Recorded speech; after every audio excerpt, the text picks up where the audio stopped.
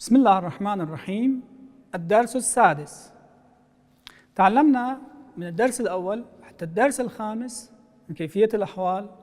تعلمنا عن الأعداد والأرقام، أفراد العائلة والأسرة، وكيفية السؤال عن البلد وأمور أخرى. والآن وصلنا إلى الدرس السادس. شما لباس چه رنگی دوست دارید؟ نريد نتحدث حول الألوان.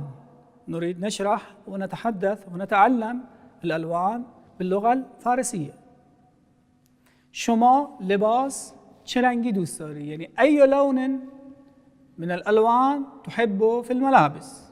شما لباس چه رنگی دوست داری؟ گفتگو، الحوار. سلام احمد. سلام علی. حال شما چطور است؟ خوبم، ممنون. او کیست؟ او برادر من است. اسم او چیست؟ اسم او حسن است. حتى الآن تعلمنا مسبقا وتحدثنا حوله والآن جديد. او لباس چه رنگی دوست دارد؟ او لباس زرد دوست دارد. يعني أي لون من الألوان يحب ويفضل؟ جواب: او لباس زرد دوست دارد. هو يحب زرد يعني أصفر. يحب لباس أصفر. شما لباس چه رنگی دوست داری؟ انت او انتی لباس چه رنگی دوست داری؟ يعني أي لون من الألوان تحب وتفضل؟ من لباس سبز دوست دارم. أنا أحب الأخضر. سبز يعني أخضر. ألوان. لباس سفید. سفید يعني أبيض. لباس سیاه. سیاه يعني أسود.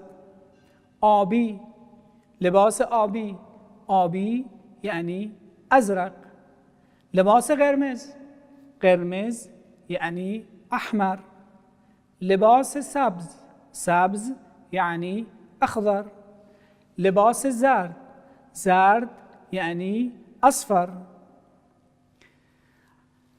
أنا أحب الملابس الخضراء أو الأخضر. من لباس سفید دوست دارم. من لباس قرمز دوست دارم. او لباس چه رنگی دوست دارد؟ هو أي لون يحب ويفضل؟ او لباس زرد دوست دارد. هو يحب لون الأصفر. شما لباس سبز دوست داری. أنت تحب أو تفضل الأخضر. شما لباس چه رنگی دوست داری؟ أي لون تفضل؟ من لباس سیاه دوست دارم. أنا أفضل الأسود. شما لباس چه رنگی دوست داری؟ أنت أي لون تفضل؟ من لباس آبی دوست دارم. أنا أفضل الأزرق. لون الأزرق. ولكن سؤال عن الاستفهام مفردات جديدة، كلمة جديدة. این کفش برای کیست؟ هذا لمن.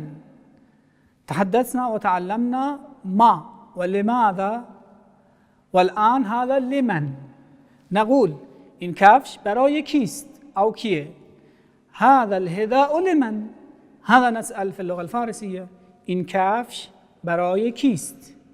لمن هذا الحذاء. أو بالعامية نقول این کفش برای کیه.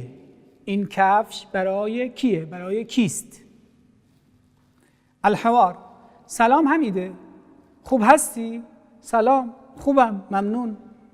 این کفش برای کیست؟ هذا الحذاء لمن. این کفش برای خواهر من است. هذا الحذاء لأختي. آن کفش برای کیست؟ ذاك الحذاء لمن. آن کفش برای پدر من است. ذاك الحذاء لأبي.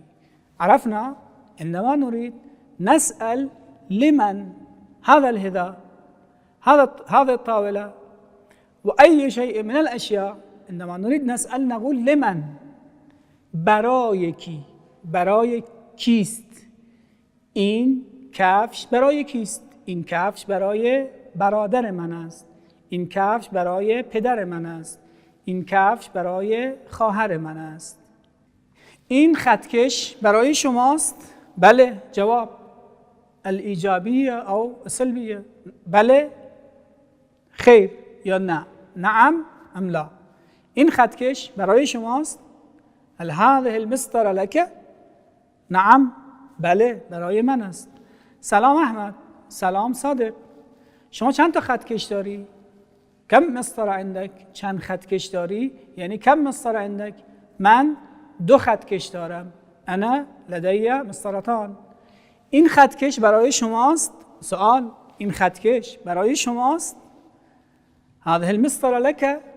بله این خطکش برای من است. جواب، بله این خطکش برای من است. نعم هذه المسطره لي. هذه المسطره لي. نعم هذه المسطره لي. انتهينا عن الدرس السادس، والسلام عليكم ورحمة الله وبركاته.